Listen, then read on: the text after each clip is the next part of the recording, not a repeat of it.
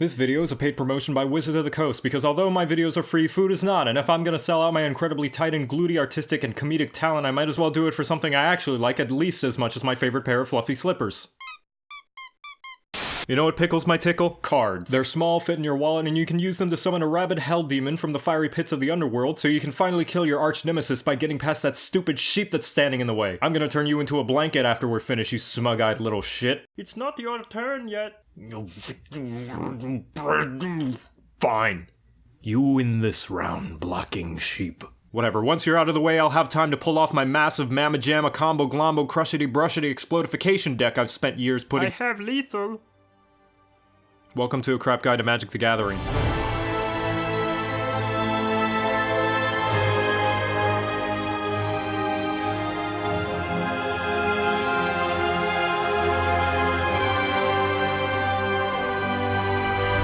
The game is simple. You and an opponent player have some numbers. You put other numbers on the board and hit each other's numbers, and whoever can make the other numbers go away first wins. And then you go out for donuts afterwards, I don't know. The spells and creatures in your hand are all gold diggers, so they won't just answer to any doofy boofy who decides to ask them out. You gotta lead them by the tendrils with some premium real estate by placing land. The more land you have, the bigger spells and minions you could play, but just so you know, these cards are pickier than your average 6-year-old who doesn't want their chicken and mashed potatoes to touch. Almost every card has a color requirement, so if you want that Arclight Phoenix to come to your barbecue, you better make sure you have some red carpet lying around, or else it's gonna tell all your friends about how your crib is out of fashion. There are 5 colors, each one based around a general style of playing. White is great for recruiting a massive army that gets all over the place like those chores you keep putting off. And just like those chores that you keep putting off, they become more and more of a problem the longer you ignore it before it's too late and they eventually take over the world and ban mill decks forever. Blue is in case you want to be James Bond and foil the enemy's master plans by having an answer for just about everything in your trusty utility belt. I cast a spell to destroy your minion.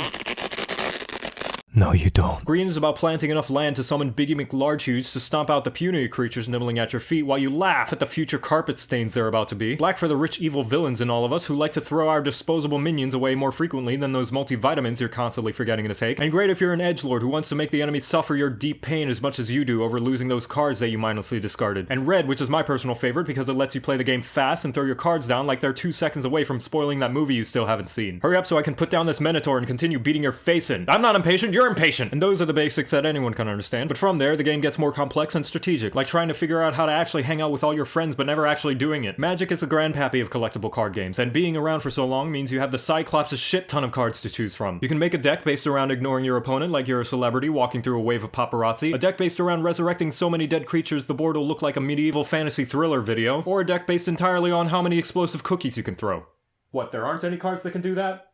Give it like 2 years, they're bound to print an explosive cookie card. Every now and then it's nice to settle down and have some friendly competition by throwing well-illustrated cards at people's faces until they die of paper cuts, so grab your deck and get out there. There's cards to collect and silly-billy opponents to annihilate. And remember to play nice. Being respectful to the enemy means they're more likely to rematch you so you can crush them again under your stonking strategies and inspiring unicorn. Yes, there's an inspiring unicorn in the game, what about it? And now you know how to play Magic the Gathering. Download Arena now to play on PC, link in the description below. You're welcome.